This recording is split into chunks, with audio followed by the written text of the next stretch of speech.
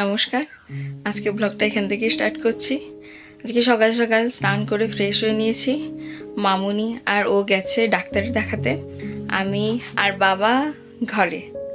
বাবা গেছে বাজার করতে, আমি সকাল সকাল স্নান করে নিয়েছি। আজকে একজন কাকিমাকে খাওয়ানো হবে আর কি।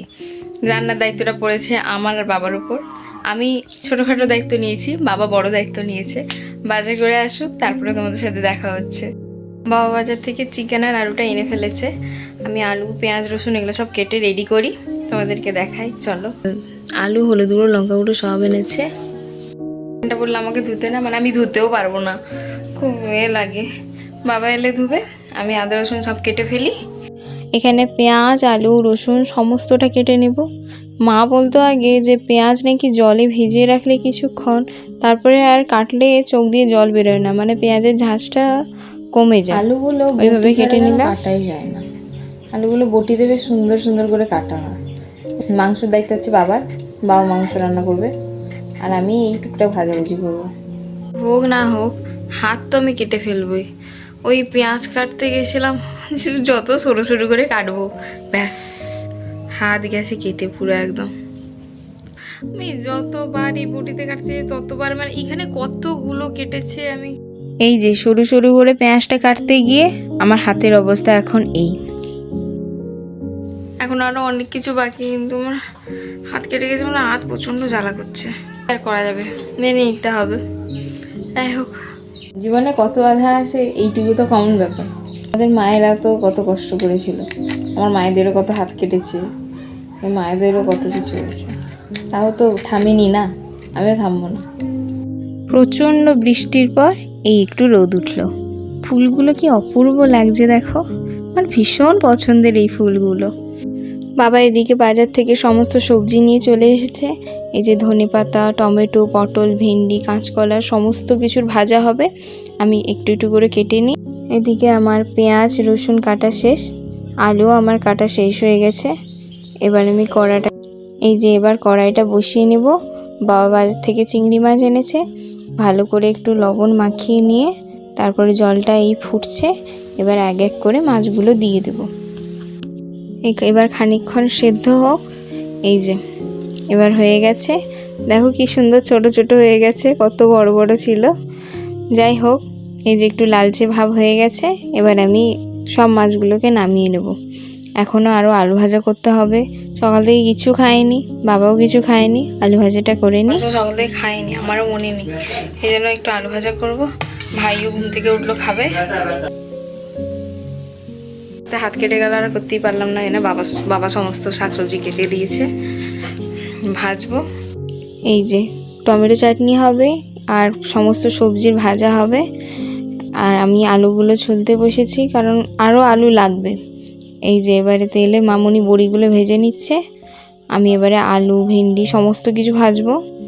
এই যে আমার আলু ভাজা এখন চলছে, তোমার আলু সমস্ত কিছু ভাজা বাকি। এদিকে ভেন্ডি বসিয়েছি, ওদিকে আলু ভাজা বড়ি ভাজা হয়ে গেছে।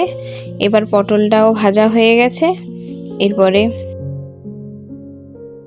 বাইরেটাতে এসে দেখি ভীষণ জোরে মেঘ উঠেছে, জামা কাপড়গুলো তুলি। এই যে আবার রান্নার সারে চলে এসেছি, সমস্ত কিছু রেখে দিয়ে চলে গেছিলাম জামা কাপড় তুলতে, কারণ বৃষ্টি চলে এলে আরেক কাণ্ড। এই যে কাঁচকলাগুলো দিয়ে দিয়েছি, মামুনি এদিকে কুমড়োগুলো ভাজছে।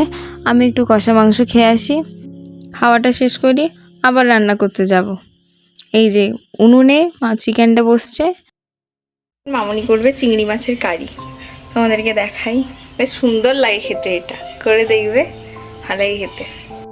প্রথমে একটু কড়াইতে বেশি করে তেল দিলাম, তারপরে পেঁয়াজ কুচি আর কাঁচা লঙ্কা দিয়ে দিলাম, তারপরে একটু লবণ দিয়ে দিয়েছিলাম, কারণ লবণটা দিলে তাড়াতাড়ি পেঁয়াজটা সেদ্ধ হয়ে যায়। এই যে পেঁয়াজটা একটু সেদ্ধ হয়ে গেলে তারপর আদা বাটা রসুন বাটা দিয়ে ভালো করে একটু নাড়তে হবে। এই যে কিছুক্ষণ নাড়ার পর টমেটোগুলো দিয়ে দিলাম, টমেটোগুলো দিয়েও ভালো করে নেড়ে নিয়ে তারপরে লঙ্কা গুঁড়ো হলুদ গুঁড়ো লবণ সমস্ত কিছু দিয়ে একটু মিশিয়ে নিয়ে তারপরে জল দিতে হবে।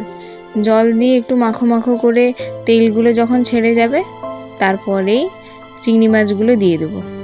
চিংড়ি মাছগুলো দিয়ে দেওয়ার পরে ভালো করে একটু নেড়ে তারপরে জল দিয়ে ঢেকে দিতে হবে।